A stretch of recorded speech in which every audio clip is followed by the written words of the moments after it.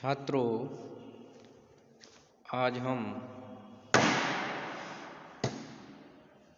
घर का जोगी जोगुणा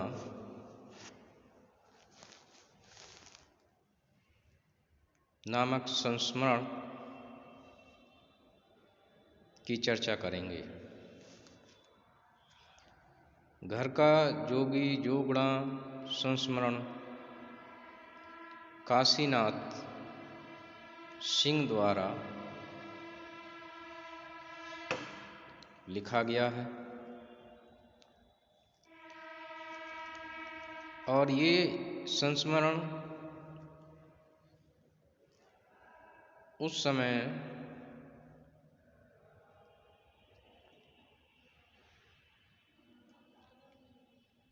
का लिखा गया है जब डॉक्टर नामवर सिंह भैरव प्रसाद गुप्त की नई कहानियाँ के लिए हाशिए पर लिख रहे थे। घर का जोगी जोगुणा नागर सिंह के बेटे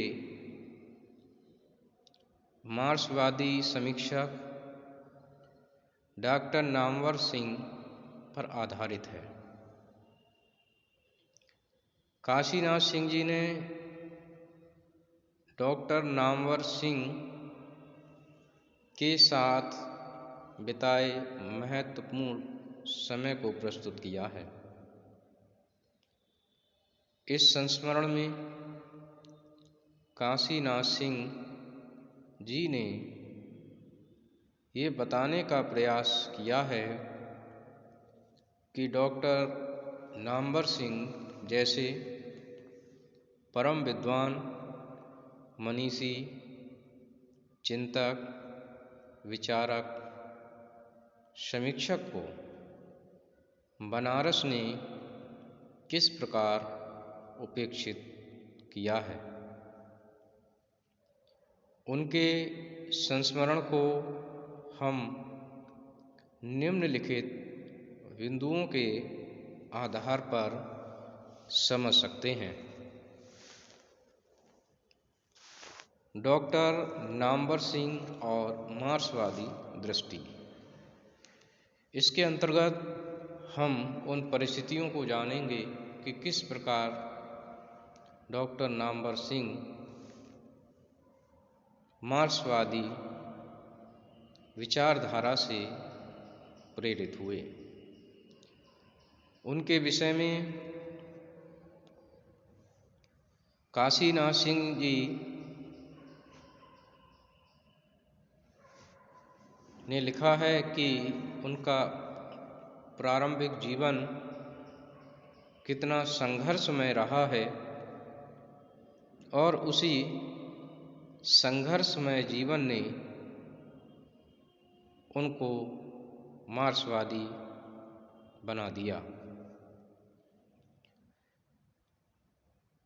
उनके विषय में काशीनाथ सिंह जी ने लिखा है, और नामवर की आँखें, ये आँखें उस 12 बीघे के काश्तकार के लड़के की आँखें थीं जिसे 14 साल तक जीयनपुर के ऊसर ने बाजरा, सवा, गन्ने का रस, मटर की घुगनी और खारा पानी पिला पिलाकर पाला था।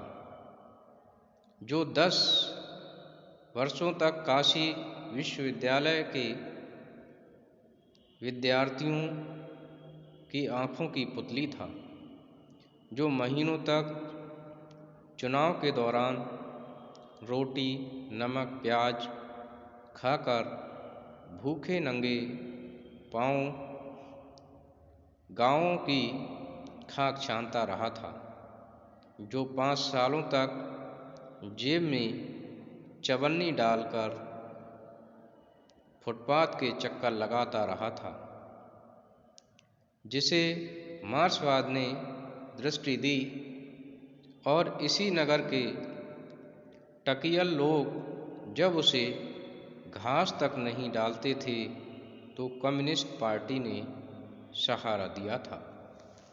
इस प्रकार से उनका जीवन अत्यंत संघर्ष में रहा, अभावों में रहा, और उन्हीं अभावों और संघर्ष ने डॉक्टर नामवर सिंह को एक मार्क्सवादी विचारधारा से जोड़ दिया। उनके व्यक्तित्व की अगली विशेषता है कर्मठ, परिश्रमी तथा लगनशील। डॉक्टर नामवर सिंह जब भी कोई आलेख लिखने बैठते थे तो उनकी सबसे बड़ी समस्या थी उस आलेख का पहला वाक्य लिखना। जैसे ही वे पहला वाक्य लिखते और उसके बाद निरंतर उस आलेख को लिखते चले जाते और जब तक वह पूर्ण नहीं हो जाता था तब तक उसको लिखते रहते थे, भले ही शाम से सुबह क्यों ना हो जाए। इस प्रकार से वे अपने कार्य के प्रति अत्यंत लगनशील और परिश्रमी रहे। उनके व्यक्तित्व की अगली विशेषता है स्वाभिमानी एवं दृढ़ संकल्पवान। डॉक्टर नामवर सिंह जो भी साहित्य लिखते थे उस साहित्य में किसी भी प्रकार का संशोधन नहीं चाहते थे और जो भी उनकी पसंद का व्यक्ति मिलता था उसको वह अवश्य ही सुनाते थे। अगली विशेषता है रचना और रचनाकार। डॉक्टर नामवर सिंह की ये विशेषता रही है कि जब वे समीक्षा करने बैठते थे तो उनके समक्ष केवल रचनाकार की रचनाएं ही होती थीं। यदि वह रचना उच्च कोटि की है तो निश्चित ही उसके विषय में अच्छा लिखते थे और यदि रचना वह उच्च कोटि की नहीं है तो वह उस पर नहीं लिखते थे। ये भी उनकी विशेषता रही है। साहित्यिक विधाओं में लेखन। डॉक्टर नामवर सिंह ने कुछ समय कविताएं लिखीं, ललित निबंध भी लिखे,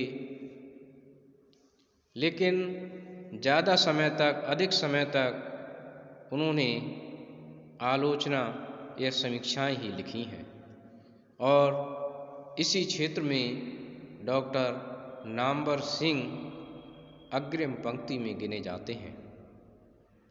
डॉक्टर नामवर सिंह प्रगतिवादी या मार्क्सवादी समीक्षकों में गिने जाते हैं। उन्होंने दूसरी परंपरा की खोज एक महत्वपूर्ण पुस्तक लिखी है। डॉक्टर नामवर सिंह का कार्य क्षेत्र। डॉक्टर नामवर सिंह काशी हिंदू विश्वविद्यालय, सागर विश्वविद्यालय, जोधपुर विश्वविद्यालय, दिल्ली विश्वविद्यालय तथा जवाहरलाल विश्वविद्यालय दिल्ली कई स्थानों पर कार्य कर चुके हैं और अपनी सेवाएं प्रदान कर चुके हैं। ये अलग बात है कि डॉक्टर नामवर सिंह को कई स्थानों पर षड्यंत्र का शिकार होना पड़ा।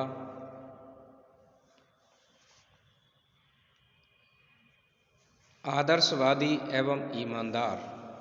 डॉक्टर नामवर सिंह अत्यंत आदर्शवादी और अपने जीवन में ईमानदार रहे हैं। उनके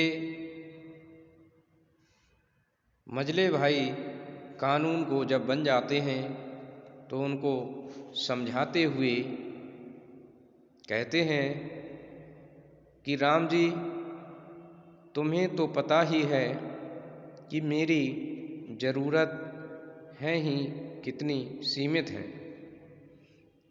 और इतना भर मेरे पास बराबर रहता है। सिर्फ इतना ही कहना चाहता हूँ कि ऐसा कुछ भी ना करना कि मेरा सिर झुके।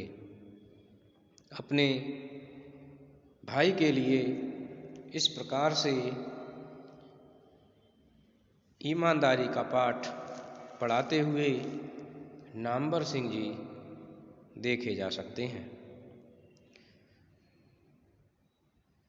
अगला बिंदु है भारत चीन युद्ध पर दूरदृष्टि। ये 1962 में भारत और चीन का युद्ध हुआ और उस समय को लेकर वे अत्यंत ही चिंतित रहते थे। उनका ये मानना था कि युद्ध से सिवाय हानि के कोई लाभ होने वाला नहीं है और इस युद्ध को रोका जाना चाहिए। इससे देश को बहुत नुकसान होगा। इस विषय में वे कहते थे कि बहुत से लोग जोश में हैं, भावावेश में हैं, चाहते हैं युद्ध हो जाए। सरकार को उत्तेजित करने वाले बड़ी गलती कर रहे हैं। ऐसे लोग जितना ही अधिक जोश में आते हैं उतनी ही जल्दी पस्ती में भी आते हैं। अगली विशेषता है समानता के पक्षधर। डॉक्टर नामवर सिंह अपने जीवन में कई बार उपेक्षित हुए, परंतु उन्होंने कभी भी हिम्मत नहीं हारी और वे सदैव ही समानता के पक्षधर रहे हैं। और इस विषय में उन्होंने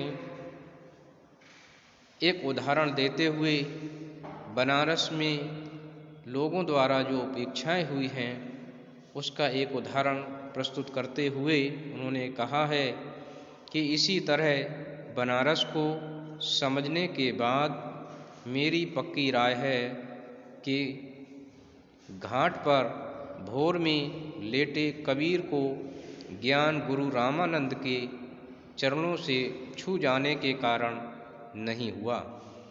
वह रामानंद के पास गए होंगे, शिष्य बनने के लिए बड़ी चिचोरी या विनती की होगी, गिड़गिड़ाया होगा।